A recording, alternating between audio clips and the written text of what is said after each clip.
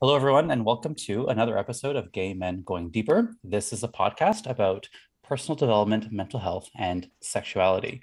Today, I'm your host. My name is Michael DiIorio, and I have a very special guest with us today, Mike Iamele, and he is here to join me in having a conversation about sex positivity and sexual confidence. This topic gets me so riled up in all the right ways, and I'm super excited about today's conversation.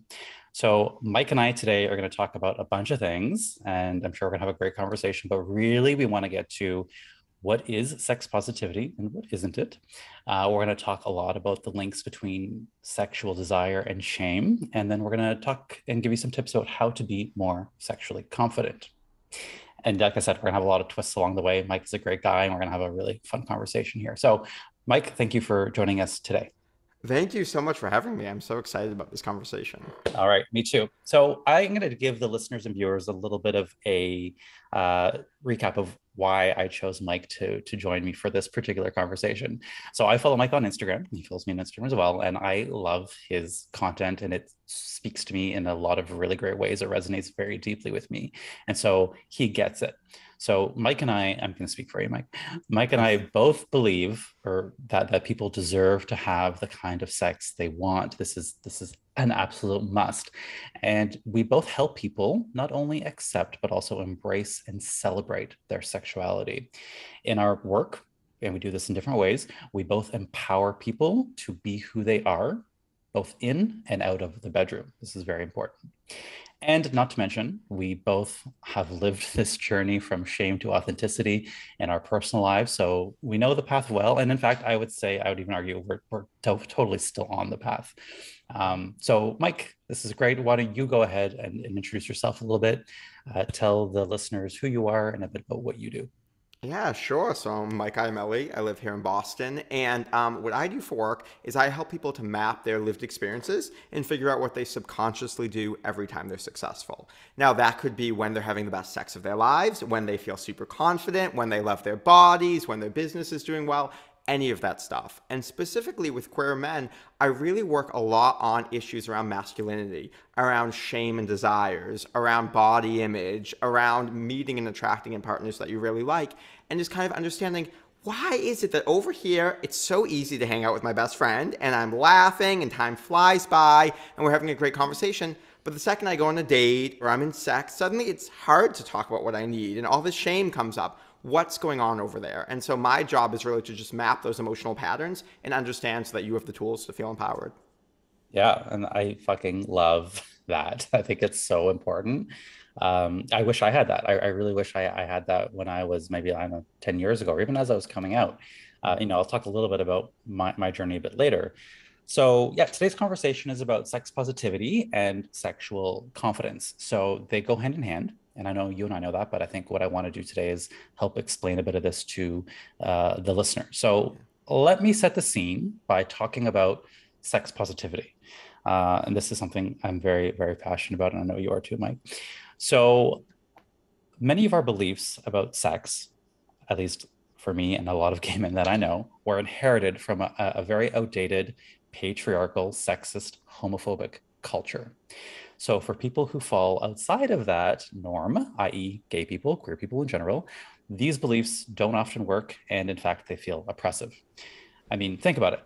Even just recently, just within the last few decades, the sex before marriage has become accepted in Western culture. Well, that's recent. So today, even sex outside of vanilla, monogamous, male female vaginal sex is still considered taboo. And many people even say it would be unhealthy. Now, for people in the gay bubble, they might not believe that, but overall, in the world at large, that is still very much the case. The kind of sex that we have is considered unhealthy or taboo. So I call bullshit.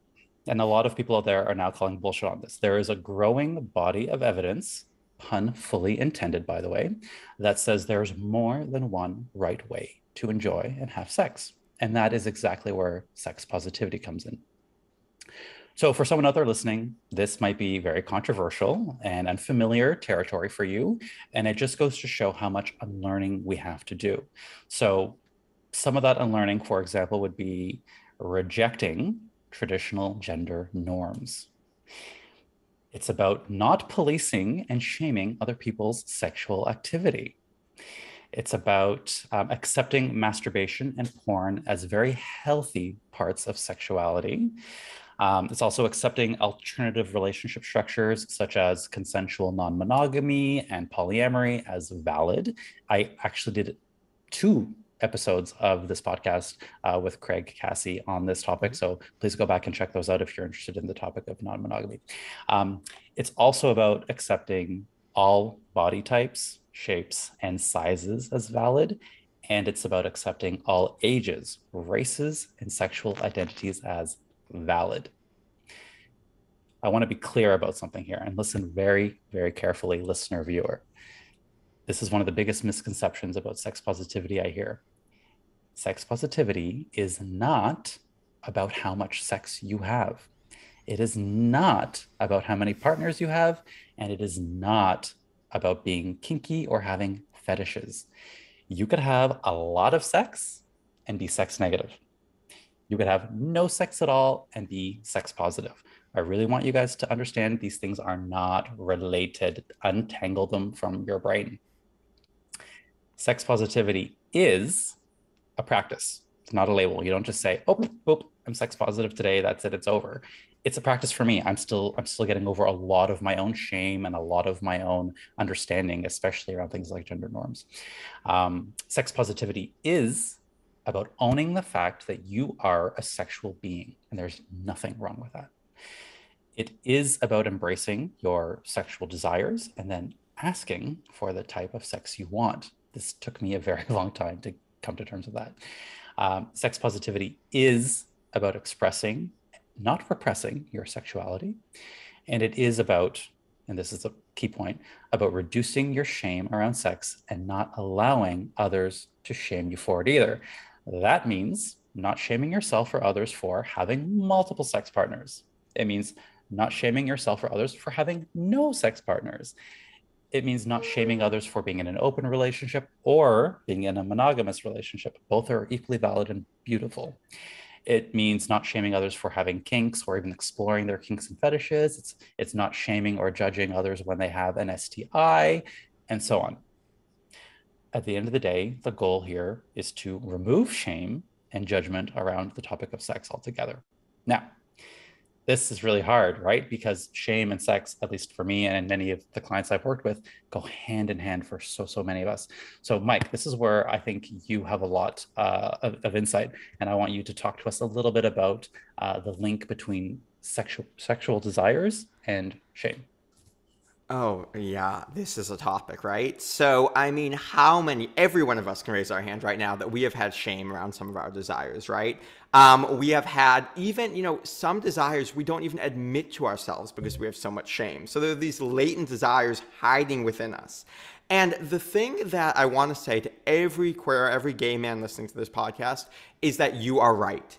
Everything about you is right. Everything you feel is right. And even, I'm going to say something controversial, even the shame you feel. And what I mean by that is not that you deserve to feel ashamed, but what you feel ashamed around is always specific because it's related to something that you're very sensitive to. And so I say this to everybody intentionally because when I do work, I map everything you feel and I tell you, you're right. If you had these beliefs and these sensitivities, you would feel that shame. Yeah, that makes total sense. And if you have these desires over here, yes, you would feel these turn-ons and fetishes. That makes sense. Everything you feel is right. And I really want to lead with that because coming from that place, like we can get into this place of feeling shame about the shame, right? Like, oh my God, Mike, I've done all this self-work. How do I still feel shame around this? And we fall into that spiral. And so for all of us listening, we have spent our whole lives feeling that what we feel and what we desire is wrong. And I want to break that up from the get-go that you are right. Just like Michael said, any sex drive is right. Whether it's vanilla sex, super kinky sex is right. Whether it's polyamorous, monogamous, anything you have is right. You are right. Now, coming from that place, we've got a lot of deconditioning and unpacking and unlearning to do because we have been taught over and over again that there are rules for good sex. So my first and only rule of good sex is good sex feels good for all people involved. That's it. That is literally the only rule for good sex. I don't care the size of anything. I don't care the shape of anything. I don't care how long it lasts. I don't care how kinky it is. If it feels good for all people involved, it's good sex. And what I want to say to that is we've all been there, right? Where we were maybe with a hot, attractive partner. They were doing all the right things, but maybe we felt unsafe. Or maybe we felt disconnected. Did we have the best sex of our life? Of course not. Nobody gives us good sex. We experience good sex. And what that means is we have to learn to trust our desires and our bodies and know ourselves. And now, as queer men, I want to tell you a story and give you an example because I think this is really important. I was working with a client recently, and he came in, and he was not having a lot of sex with his partner. Their marriage was really kind of going downward. He was watching a lot of porn at the time, and he was very snippy to his partner. And so he came in and said, Mike, I need you to help me stop watching porn, stop being bratty, and I'm going to have better sex. Like that was his, right from that go. I said, absolutely not. That's not what we're doing. So what do you mean, Mike? Like, these are the problems. This isn't the way. I said, listen here. Everything that you are doing is fulfilling a need. And until you can prove to me that you're getting that need fulfilled a better way, I'm not taking anything away from you. Why? I have no idea if porn is good or bad for you. I mean, you're coming in here telling me that. I want to make sure that your goal is to have better sex with your husband. So what I'm going to have you do, because we know porn is a great place for you to start, is lean into that. And what we're going to do is start watching the porn that you would like to have with your husband and writing erotic stories about having that sex with your husband or somebody else and retroactively putting your husband's name into it. Then we're going to take that brattiness, that snippiness, and that's going to be your sexual superpower. And from now on, whenever you are out somewhere you don't want to be, I want you to give your husband inconvenient boners. I want you to, the second, you're going to this holiday party, you don't want to be there, the host is about to open the door, and you just say, well, I'd rather be getting rammed by you than going here. Oh, hello! And you walk in. All the time. I want you to be doing that and learning how your brattiness is a sexual language. Because nothing about you is wrong. And that part of you, what's happening there, it's the part of you that's looking for authority and safety. And so you're being a brat, pulling in the dom. That's beautiful. That's sexy. And that's going to give you the best sex of your life. I can tell you, this is one of my few one-on-one clients I've been working with for about 3 or 4 months now. They are having by far the best sex of their life. Their relationship is so much better, and it's all based on porn and brattiness. And I say that story because, again, I hear this daily from people where they tell me I'm fucked up, I'm broken, I'm wrong, what I desire is wrong. One more story, and I promise you I'll shut up. But I just got to tell you this one because I'm excited about it. So I had another client come in who is a black gay man, and he was investing a lot of money in OnlyFans, specifically custom videos. So he was hiring men, specifically white, muscle-bound men, to show their hole to him. And he was putting like thousands of dollars into this. And so now he was going into credit card debt. And he came to me and he said, Mike, I'm fucked up. Something is wrong with me. My desires are wrong. I have so much shame. And I said, okay, first of all, I've been doing this work long enough to tell you, you're not fucked up. There's nothing wrong with you, but there's a reason you're doing this. So what I want to know is understand your reason. And this is an important point I want to say to everyone. Desires are a strategy to get needs met. There's a common saying out there, right? Like, we'll say one of my friends is pregnant. I'm thinking about this. She'll say, oh, I'm craving chips because I think I need, magnesium or something. And so we'll crave the fastest thing we know to get that need met. But we can only desire what's within our realm of possibilities, right? So there are infinite ways to get needs met, but we tend to go towards similar ones that we've seen or that we understand. I say that as a preamble to this. So anyway, this client comes in, we map his sensitivities, and I remember 3 things we found he was sensitive to were powerful, calm, and intimate. And I said to him, okay, so you have a lot of anxiety. He said, how do you know that? I said, listen, you're sensitive to feeling calm. I know you have anxiety. So where's your anxiety worst in life? And he said to me, Mike, honestly, it's worst at work. And I said, oh, is it because you're in a big team, you feel like you're just a number? And he said, well, how would you know that? I said, intimate. If it was intimate, you would feel calm. You don't, so you're in a big team. So that's right. I said, okay. Now you come home from work, you watch porn to de-stress. What else do you do? And he said, well, I play video games. I said, okay. And do you always pick a dominant avatar? And he said, how would you know that? I said, because powerful. You are always picking the way that you help to handle this calmness or the anxiety is to feel powerful. I said, now let's take this further. You are watching a lot of porn because you're looking at, especially you look at dominant and muscly people whom you consider powerful. So you're looking at people powerful in acts of intimacy. Now let's take this a step further. You're black and you're gay. How often do you feel powerful all the time in life? And he said, Mike, I don't feel powerful that often. I said, okay, this is something that we want to look at here because you don't feel powerful all the time. You just told me that you consider these people, because of, our incredibly racist society, the most powerful men in the gay community. And with the click of a button, you can make them vulnerable to you. You have power over them that helps you feel calm and intimate positions. Do you think that would be appealing to you? And he said, holy shit, I'm not fucked up. I said, right. You are not fucked up. There is nothing wrong with you. Every desire, every fetish, every kink can be explained. There is nothing wrong with you. Now, of course, we don't want to harm anybody. So by the way, if we have kinks and fetishes, I work with people on these all the time, whether they're about non-consent, 99% of the time, those are not wanting to be physically acted out. But if they are, that's something that we can get support around. But regardless, these desires, there's nothing wrong with them. There's nothing shamed about them. And who you are is right. Yes, I love those examples. And thank you so much for sharing like real life examples. I think it's very, very helpful to share that with the audience out there because it totally helps create and understand that link between shame or secret desires and your sexuality. So there's a big difference, and you probably see this all the time, between what we say we want and what we actually secretly desire.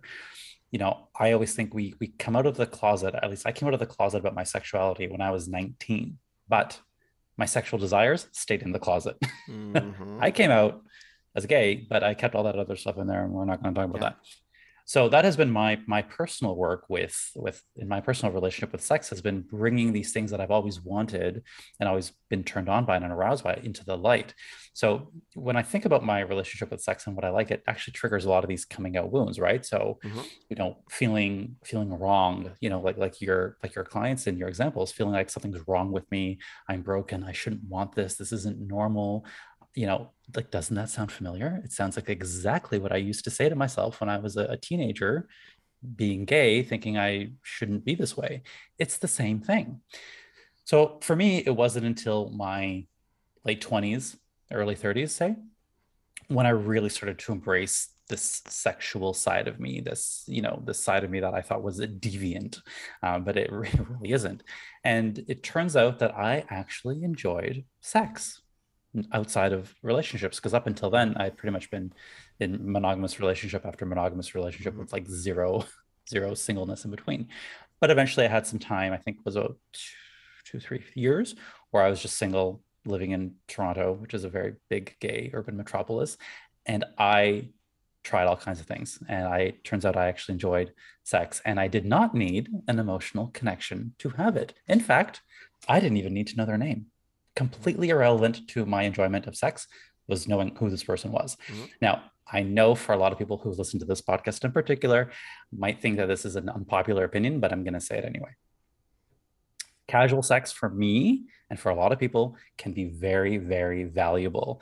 It has allowed me to explore my own desires. It taught me what I liked.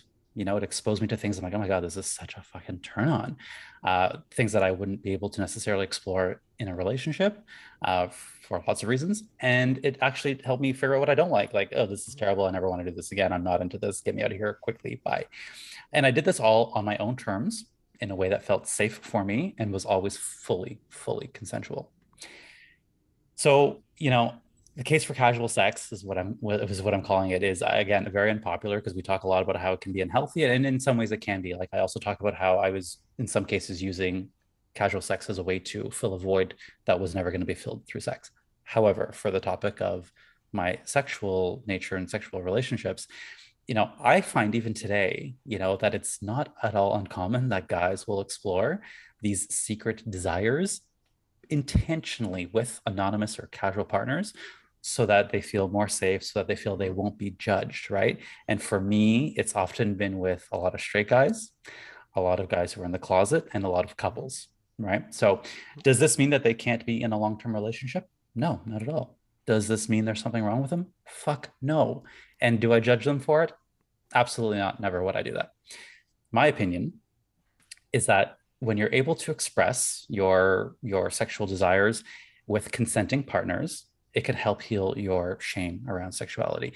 Now, yes, you can do this in a committed relationship if you have a partner who is willing to do that. Absolutely. But it is not a requirement.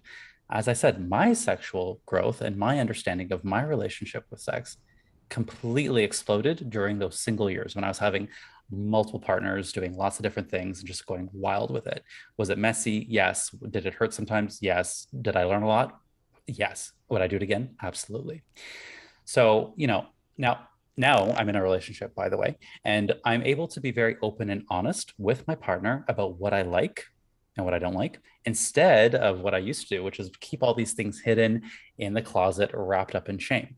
I was in relationships before where I felt like, oh, I don't want to tell him this because he's gonna judge me. He's gonna think I'm whatever. And that's just another word for shame.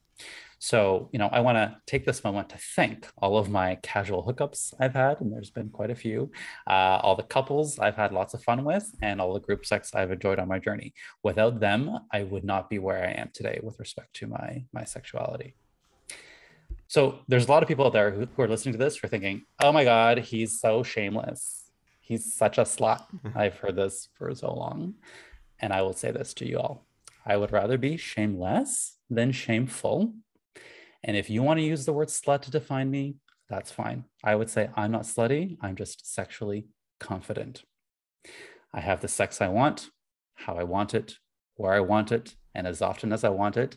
I am not afraid to talk about it clearly, and I'm not afraid to ask for what I want. I believe that my sexuality is an expression of my authentic self. This is who I am, and I'm not apologizing for it. I've apologized for being me or for being gay for so much of my life, and I'm done. I'm over it. My shirt says sexually liberated, for those of you who are listening and not watching, and it is very, very, very accurate. And this doesn't mean that your authentic sexual expression needs to be the same as mine. It doesn't need to be the same as mine at all. Mine is uniquely me, and yours is uniquely you. I think what Mike and I would advocate for is sexual exploration so that you can discover your own unique needs and desires, as Mike mentioned with his two clients. And those might be very different than mine, and that's okay. At the end of the day, we believe that you deserve to enjoy the sex you want. And it's possible for you. Anyone listening to this podcast, anyone watching this episode, this is fully, fully possible for you. You have your own unique flavor of sexual expression, and we are here to help you find it. So, Mike, talk to us about that. What tips do you Woo. have? Yeah, well, I just want to clap that one out for everybody. I mean, yes, I love hearing all of that, Michael. I think this idea, I just want to comment on, casual versus committed. I think the bigger thing for me is just empowered sex, empowered conscious sex. And that can look any way, be anything. I think that casual sex can be some of the most healing sex, as you've just described. Committed can be a combination of it. It doesn't really matter. And I think that's the idea, is having sexual agency, feeling full agents of our own sexuality in our own lives, where sexuality is a gift to the world. I mean, I was on a podcast recently and somebody said, Mike, I want you to comment on this phrase that sex gives life, because that's been used to, demean queer people. That's been used, to justify homophobia. And I said, well, you know what? You're absolutely right. It does give life. Not in the way that they mean it does, but it gives life. Like, when I am sexually excited, blood flows to my penis. My heart begins to pump, right? Like, I am alive. I can go from lifeless to energized within seconds. Sex literally gives life. It turns me on to life, right? Like, my body is more sensitive. I'm more alive. I'm more engaged with life. I want that feeling everywhere. I want that in the bedroom. I want that hanging out with my husband. I want that when I'm working. I want that on this podcast. I want to be alive. I want to be sensitive to life. And so what sex is life force, right? It's just us being a full expression of ourselves. And that is a gift to the world. If you get nothing else from what I say today, please hear this. Your sexuality is a gift to the world. It's a unique gift. Nobody else has the exact same sexuality as you. Nobody has the same desires and sensitivities and sexual superpowers that you do. And so even if you're just walking down the street or you're listening to Michael here and you might never have sex with him, but you're listening, you're like, damn, that guy is confident and I feel good and I feel sexually excited. That's a gift to the freaking world. I think we all just received a gift from you, Michael. Oh. And I'm so grateful that you said all of that. Yeah, well, it's been a long time coming, and I hear this a lot from people. Just like there's so much shame, like slut shaming, right? We like there's so much slut shaming out there, and like I said, like I'm okay with that word. If you want to call me a slut, so be it. Like fine, if that's the way you define sexually confident, that's your choice of words. But I think it's funny with gay men because there are a lot of people who, yes, and I was one of them, who used sex in a way that maybe it was not meeting the need. You know, you talked about needs. I was using it to meet a need that I was just never going to meet. And that was potentially like wanting a deep connection, like an emotional connection with people who are basically casual sex partners. It's not meeting that need. You have to kind of know what you're using it for. So what kind of tips would you have to that regard? Like whether someone's questioning, oh, you know, am I perhaps addicted to porn, or am I doing this too much, or is something wrong? Like, should I not be doing these things? How do you tell the difference? Yeah. So first of all, again, nothing is wrong with you, and the underlying reason or quote unquote compulsion driving you toward any behavior is right, but the strategy may not be getting it met. And so I want to give you one more story because I love stories. Yeah. And this one it was a client recently in one of my groups. He said, Mike, I am addicted to meaningless grinder hookups, meaning I have these grinder hookups and they leave and I feel empty. And he said, but I can't stop doing it. And so I keep thinking the next one's going to be meaningful for me, but it's not. Why am I doing this? Can you help me here? So I said, okay. So remember we mapped, I remember 3 sensitivities were alive, intimate again, interestingly, and dedicated. And I said, oh, this is easy. I already know the answer, but okay. So I asked him to list out under each one some things he associates with that. And so for alive, he talked about adventures and hiking and new experiences. And I said, okay, ding, ding, ding. Under intimate, there were a few different things like physical activity and body contact. And I said, okay, you have just told me that ways that you get these needs met are new experiences with body contact. Very clear to me why this is something that's appealing to you. I said, but dedicated, what is under that? And he said, well, long-term commitments, all this stuff. I said, okay, you've explained to me why you're doing it and why it's not fulfilling for you. It's right there in the answers. So I said, let's go look at some other words you wrote down. And so we circled hiking, and we circled long-term commitment, and we circled spirituality. And I said, okay, is there? And he said, well, you know, there's a local queer hiking group around here. I said, okay, do you want to go join that, meet some really cool new guys? You can go have sex in the woods if you want to, but this may be a much better way that's actually meeting all of these needs, because this is like a long-term program you're signing up for. It's dedicated. And I share that story because if you want to be sexually confident, start mapping what you're already doing. You're already trying to fulfill needs. So if you are about to grab your phone and jump on Grindr, just ask yourself why. Am I looking to feel connected right now? Yeah. Am I looking to feel validated? And there's no wrong answer, by the way. Looking for validation is not a bad thing. Like we talk about that all the time. It's okay to do that. But we can get validated a million ways. We can have a friend validate us. We can journal about how great we are. We can tell ourselves stories. Like there are a million ways. It's okay. You know, I have many clients who validated as sensitivity and they think I'm just shallow. No, no, no. Every human needs to be validated, but how we choose to may or may not actually be meeting the need. So the next time you're going on a date or you're going on Grindr or you're holding back a desire and you're not saying it out loud, or, and this is a great one for a lot of gay men, watching porn, just pause and question, what do I like here? What's getting turned on for me? What am I trying to feel here? You know, I talk about this a lot on Instagram because we're scrolling Instagram and there are a lot of thirst traps, right? That's the term. There are a lot of these photos that can be very attractive and turn us on.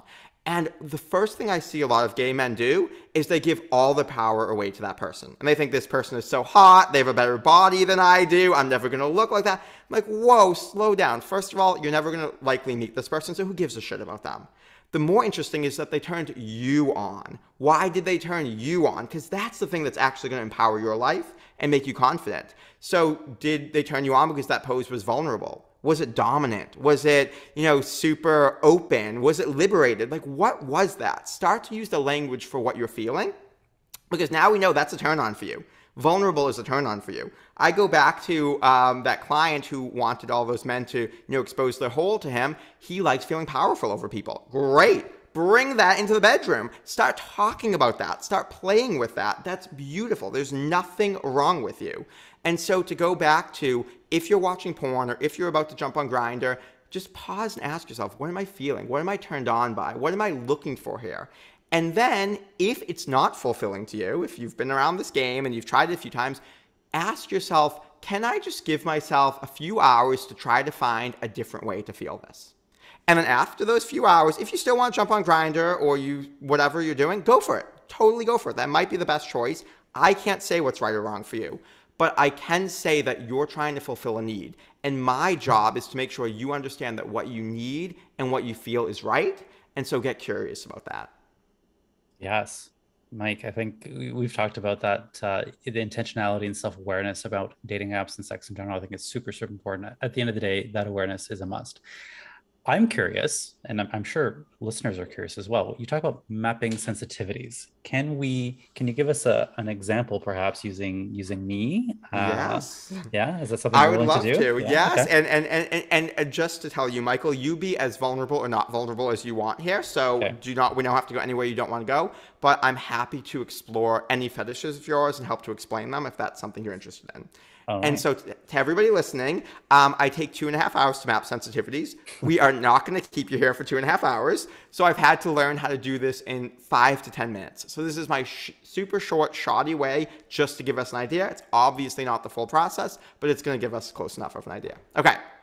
So I have a few questions for you, Michael. So my first question is, can you think back to every job you've ever had? So this could be back since high school. This could be a recent job. This could be your current coaching. And I just want you to pick one of those jobs and tell me 3 things you made people feel. And before you do that, I'm going to give you an example. So let's say that you were a teacher and maybe you made students feel safe to learn. Maybe you made them feel really engaged with the material and empowered to learn. So just pick one of those jobs and 3 things you made people feel. Okay. On the spot. Okay. I would say definitely there's an element of safety in terms of non-judgment, like very open, very And open-minded. do you mind if are you talking about your current job right now? Uh, in general, both. I mean, both So jobs. it's just for my own specificity, and maybe I'm being a little anal here, pun intended.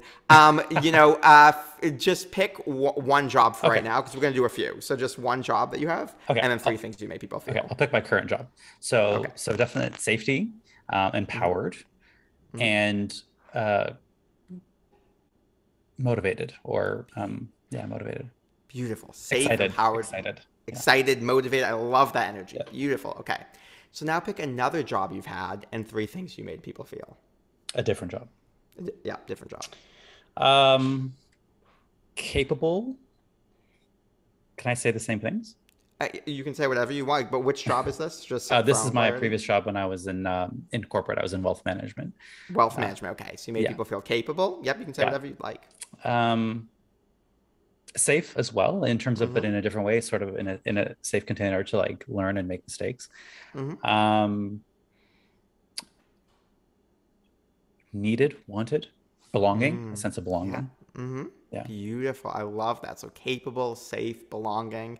Okay. Give me one more job that you've had. And it could also be a role. So it could be being like a dog daddy, being a partner, being a friend. Okay. Doesn't have to be something you're paid for. But one more job or role and 3 things you made people feel. Um, wow, there's a trend here. I wonder if that's the point. Safe again, this sense of people. I can use my role as a friend. Okay. I think people always tell me their deepest darkest secrets because they know it's not going anywhere with me, and there's no Mm-hmm. judgment. Um, heard, Mm-hmm. heard and seen. Um, how do I make people feel? This is a good question. And again, belonging. I love it. I love it. Sense of Yeah. belonging, heard, seen, and safe again. Okay. Now we're going to switch gears, and I want you to think of one of the most challenging moments of your life. Not something that's re-traumatizing to think about, but something that you think, ooh, shit, Mike, that was a tough one. And you don't have to tell us what it is, but just tell me 3 things you felt in that moment. I'm going to talk about the decision to start my own business as a coach and sort of create my own trail from a very cushy corporate life. Um, that was fear, first and foremost. Um, doubt, doubt in my own ability, self doubt. And what was the question again? What it made me feel? Yeah, what did you feel in that What did I moment? feel in those moments? Fear, doubt, and excitement. I love it. Okay. Yeah, So fear, doubt, and excitement, even though this was a challenging moment. yeah. Beautiful. So if you had a magic wand and you could have kind of changed the whole situation around and given yourself any gift you could give yourself, what do you think you would have rather have felt in that moment than fear, doubt, and excitement? Three things. Self-assurance, like this Mm-hmm. sense of like, I know I can do this. There's nothing to be scared of, kind of Mm-hmm. like reassurance. Um, Motivation to actually do it faster because the doubt just Mm-hmm. slowed me the fuck down. And emotional support. I love it. So feeling, reassured, feeling, supported, feeling motivated. Beautiful. Okay. Final question here, and then we're going to do some mapping. I want you to think of one of the happiest moments of your life, like a really Mm, successful, proud, happy moment. yeah. And you can tell us what it is if you'd like. You don't have to. And then tell me three things you felt in that moment. Yeah, I spent 6 months after between these jobs, so between my corporate life and starting my own business, I spent 6 months traveling around the world, and I loved it. So that was definitely one of the highlights of my life. And I would say freedom, like the most beautiful kind of freedom, number one. Um, Sense of Mm-hmm. connection to self. Like I really got to know myself in ways that I had never done before because I got to spend time with myself. I was doing this alone, by the way. Mm-hmm. And freedom, connection, agency, like authority, agency over my own life. And I got to just kind of decide what I wanted. And I just did it. Like, what do I want to do? Do it. Done. Awesome. Freedom Connection Agency. I love this. Okay.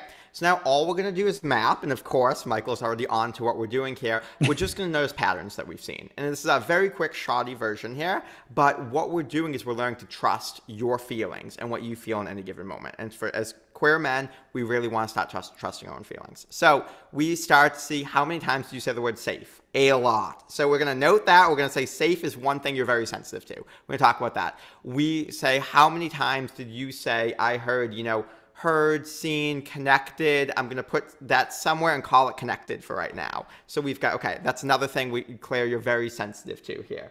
What else did we hear? My memory's really shaking me today. You talked about feeling supported. You talked about motivated. Motivated, you didn't say a number of times. And energized. So that's motivated. So we've got safe, we've got connected, we've got motivated. Let's try to do one more just for the sake of it. Help me out, Michael. Was there anything else? Freedom was a big one. And Like freedom. I was autonomy, going to say, agency. Yeah. yes, you talked about agency, you talked about freedom. I was going to say, even though you didn't use it in a number of examples, had a lot of energy around it. Okay, so let's just, for the sake of it here, let's say safe, free, connected, and motivated. Okay. Now we can predict a whole bunch of things about your life. I know that Oh sounds boy. really simple, but Oh let's boy. start doing it. So I'm not going to ask you any questions about fetishes yet, but first I'm Okay. going to say, in some of the most challenging moments of your life, moments that didn't feel great, did you feel the opposite of these words? Did you feel incredibly unsafe, maybe unmotivated or stuck in a situation, maybe not free, not able to take action, not feeling connected or close, maybe isolated or lonely? Is that accurate? Yeah, and even as you say that, I feel it in my body. Like, yeah, it's like the worst feeling. Yes, I have felt that. It's right. That is the worst feeling for It's him. the We know worst. that because he's sensitive to it. Now, Yeah. on the opposite end, when you think of the happiest moments of your life, moments that feel really good, did you feel free and safe and motivated and deeply connected and part of a community? Fuck yes. Fuck yes. Okay. What is reliable in the past is predictable in the future. So we now have a formula where we understand what success and fulfillment feels like for you. If work and sex and relationships and all these things could feel that, that would be the best case scenario because you're sensitive to it. So now we understand what needs are the core needs you're always trying to fulfill in any given moment. So, is there any situation you want to talk about? This could be sex, this could be fetishes, this could be something else, but I know the topic is sex today, that you want to look at through this lens or you want to kind of understand better? I mean, I feel like I understand my needs fairly well. Great. All right. So we don't need to. Well, then let's start with this. I'm looking at your shirt, sexually liberated. Yes. Immediately, my mind goes to free. Well, duh. Yes. You have so much interest. And this is, if we role reversed here, if I was asking you a question and I said, okay, Michael, what advice do you have to gay men to feel, more sexually liberated or more sexually confident? And you said, okay, that's a big question. I don't know what the fuck to say. But I know that what's important to me, I know all I have to do is make people feel safe and free and connected and motivated. And say, well, I want to pause and connect with you for a moment because this has been my journey. I've been on this long journey to free myself from the chains of conditioning and what I had to learn. And, for a long time, I really suppressed part of my sexuality. And I didn't feel like that surge of excitement and allowing myself to express. I felt like I was to hold it in and suppress it.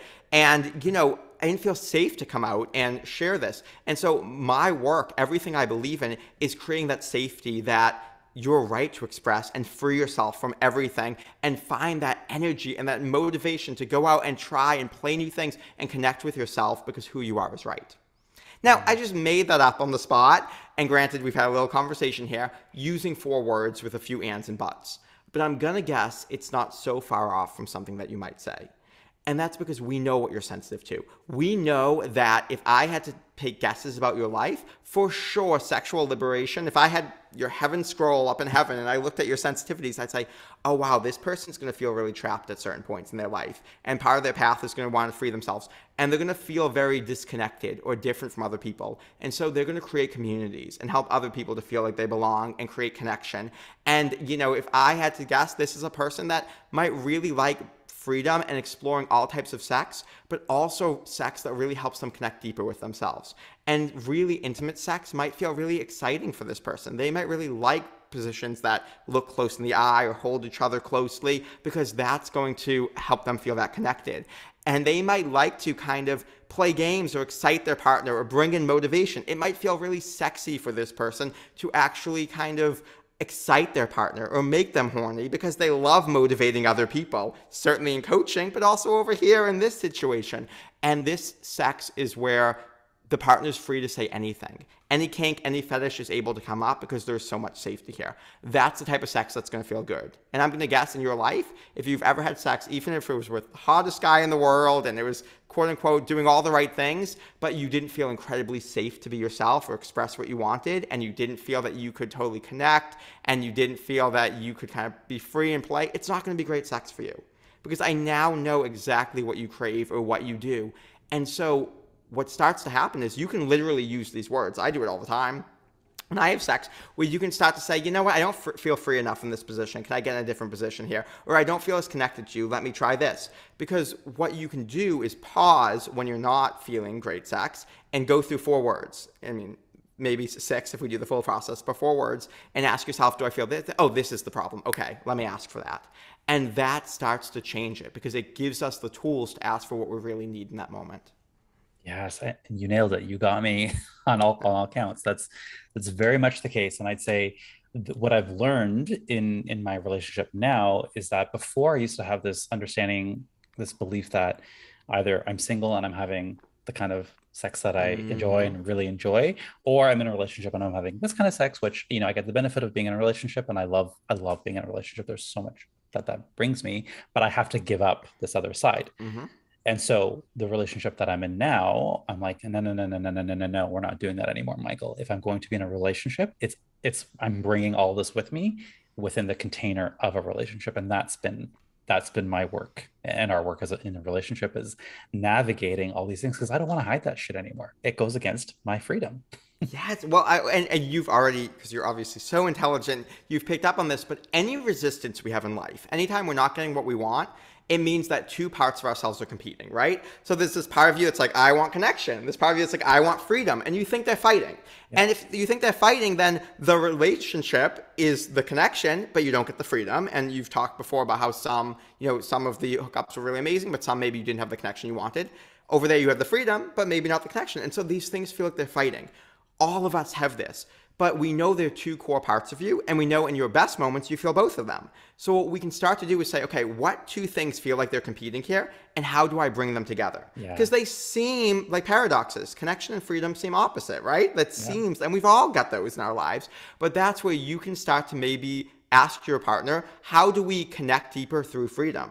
What does that look like for us? Is that, non-monogamy? Is that going to be trying new things? Is that going to be, and that's where each of these things, these desires are strategies. They're just different ways to try to get that met. And we could try a whole bunch of millions of them. But when we start with the underlying need, it's a lot easier to figure out what strategies are going to meet that need. I love this. I think everybody should do this. It's been a uh, very good way to do it. And sorry, you say this is 2.5 hours? You probably go a lot deeper into this, right? Oh, yes. I mean, we go into it, it feels like a conversation. So I will Yeah. tell you, the first hour and a half feels like we're just talking. And what I'm doing is just listening to stories about your trauma, where sex felt good, where it felt bad. Like I'm just listening to stories and I'm mapping emotional patterns I see. And then we come out with 3 visualizations that make you feel the height of the most confidence, the most purpose, the best sex in your life. You tell me this is the height of it. So we know for sure that that's in your body valid.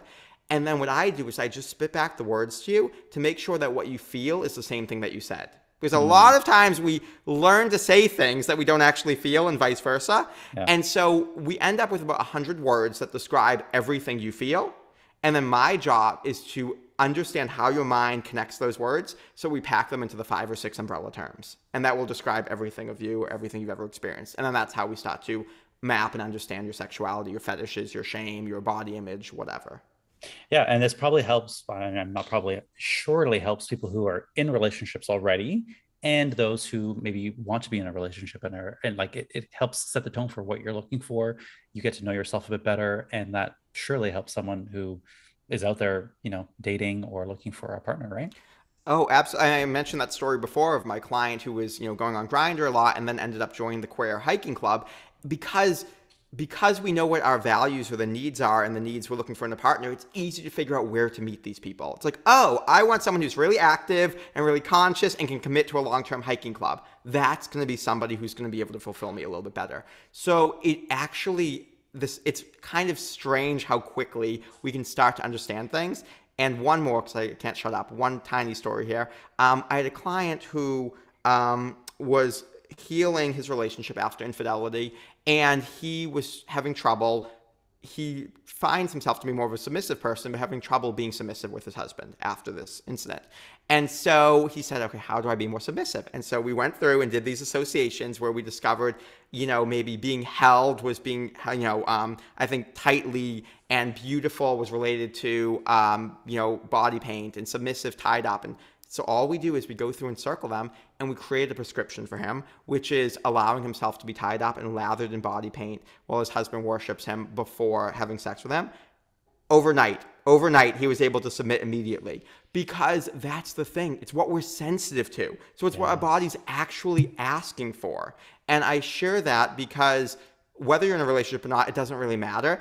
Your sexuality is yours. This could be used 100% for masturbation. And I work with people all the time use it 100% for masturbation. Your sexuality is yours, and how you choose to express it is the fun of life. That's how we get to explore ourselves. 100%. And this is really, really important. Like the importance of sex and sexuality is not to be diminished. Like this is not trivial stuff out there. And it's not morally superior to look down on sex as some sinful, tawdry topic that has no importance. Like your sexuality, your desires, and your relationship to sex is very, very important to your own personal well-being. There's so much power in sexual energy. It's the seat of our creative energy as well, Yeah. right? And when you do this work, when you start asking these questions, when you work with someone like Mike or any kind of person who is sex positive and open to this, is it not only makes your sex life hotter, which is great in and of itself, but it also improves your relationships overall. For me, it has been some of my deepest and most profound work, which is probably why I'm so passionate about it. But it's not easy, right? There's a lot of shame to go through. I talk a lot about being born and raised in a Catholic school, Catholic kind of society, and that comes with a lot of shame on it. So, for me, it's been the height of my personal transformation has actually been totally within the realm of sex. And even my spiritual awakening is directly tied to my relationship with sex and sexuality. And there's gonna be people out there who are like, oh no, sex is very far off from spirituality. And I completely disagree. I think they are in fact one and the same, and deeply connected. Because when you can go into your sex life, and when you can go into your relationship with sex and honor that part of you, you have a deeper connection with yourself. You feel more confident in your body. So absolutely, please, guys, listen to your sex and sexuality. Everything you said, for me, I can say the exact same. Sex has been the most empowering thing for me. It's been the most spiritual work I've done. I can tell you an incredible story about the most spiritual moment of my life, which included a blowjob. I mean, there is just like where I really felt like I was connecting with God. I mean, there are so many things that we can talk about. I have one client who now meditates with a butt plug in because of some of this work, and has connected to his most spiritual self because he wants to physically open up to things. What better way to open up than to physically open up? And there you go, right? Sexual energy is everywhere, and it's everything. Right now, creative energy, this conversation, right? Moving energy, it's all sexual. I said before, turn-ons, they turn me on to life. I'm sensitive to vulnerable. Yes, in bed, I love feeling vulnerable. I love saying vulnerable things. I love hearing vulnerable things from my husband. If you start telling me a vulnerable conversation, it's like crack for me. I am just there, and I am in, and I can't stop myself. I have stayed up way too late, way too many times because a friend started telling me a vulnerable story. So it gives me life. And when I understand what literally turns me on to life, not just gives me a boner, I mean literally turns me on to life, now I know how to engage with the world because I know who I am. So beautifully said. So beautifully said. So Mike, I know there's probably lots of listeners and viewers who are like wanting to get in contact with you. Where can they find you? Sure. So you're welcome to go to my website at mikeiamele.com/map, M-A-P. And everything I just did with Michael today, we have a free worksheet and little training to show you exactly how to do it. So you can start to map your own sensitivities yourself. Totally free. It is just our shoddy version, but it will get you started. If you do want to go a little bit deeper into it, next month, so in January, we are running a GBTQ plus men's group where we will be, as a group, mapping those sensitivities and actually making those plans to, work on your shame or understand your fetishes or improve your relationship, find better men, body image, whatever it is you're working on. Amazing group. We ran one in September and it was just absolutely life-changing. So super, super fun. And I do a few one-on-one, those 2.5-hour mappings a month. So you can always email me and see if there's availability. Awesome. Okay. And if he's not, then Mike does a lot of the mapping of Mike does, this is what he does specifically. He's an expert at the mapping sensitivities. I work one-on-one. So it's a beautiful compliment that we have here. Yes. I don't do a lot of long-term. So I love people like Michael, who I really trust, who can take those sensitivities and completely change your life. And you're such a brilliant coach that it is just such a beautiful partnership. So I'm so grateful for your work. Well, thank you so much, Mike. Any parting words before we close up today? I love to end interviews with this because it's meaningful to me. You never have to try to be yourself. If you're trying, it means you're being somebody else. And I think, so often we feel like, oh, that's wrong. I got to suppress that desire. I got to pretend I like this, or I got to do this, or I secretly want to, have multiple partners, but that's shameful or slutty. Like, we have all these beliefs and conditionings, and we try so hard. And we queer people know more than anyone in the world that we're not saying like life is just effortless once you come out of the closet, but it's more authentic. It's less trying. And that's what we're talking about here. I'm not saying that everything's going to be peachy and beautiful because you know your sensitivities, but I'm saying that you know who you are, right? And you claim it and you know how to remove shame. Knowing who you are is the fastest way to know who you aren't and to start pull out the pieces of you that you aren't. And you can't do that deconditioning work, that unlearning work, if you don't know who you are. And that's exactly where confidence comes from. Confidence comes from knowing who you are. It doesn't come from having the perfect body or the perfect relationship or a lot of money. It comes from knowing who you are and then living that in a way that feels good and authentic to you. So yes, great way to end it. Okay, well, thank you, Mike, so much for joining us today. I hope for the listeners and viewers out there that this episode was very informative, made you feel a bit horny, and empowered you and excited you to embrace your sexuality. So if you need support on any of this, or have questions about what we talked about here today, you can find myself or you can find Mike. I'm going to put all of our information in the show notes. You can also find us on Instagram. I'll put that in the show notes as well. And if you're watching this on YouTube, go ahead and leave us some comments. I will be checking those comments, and Mike will as well. We'll be reading and replying to them. Okay, finally, if you guys are not yet in the Gay Men's Brotherhood free Facebook community, please join us there. It's free. There's a community of over 4,000 men at this point, and we talk about personal development, mental health, and sexuality. A reminder for you guys listening: this podcast is listener and viewer supported. So if you enjoy what we're creating here, please support us by heading over to our Patreon page. I'll put the link in the show notes as well, and that helps to support the show. It helps us continue making amazing content for you and supporting the community. And also, the Gay Men Going Deeper membership is actually now open. Our doors are open. So if you've been waiting to join, we have Zoom calls each and every week. There's like-minded men, and we go deeper on your personal development and all the topics we talk about here in the podcast. So please join us in the membership. We've got some awesome programming for you ahead in 2022. So go to gaymengoingdeeper.com to join us.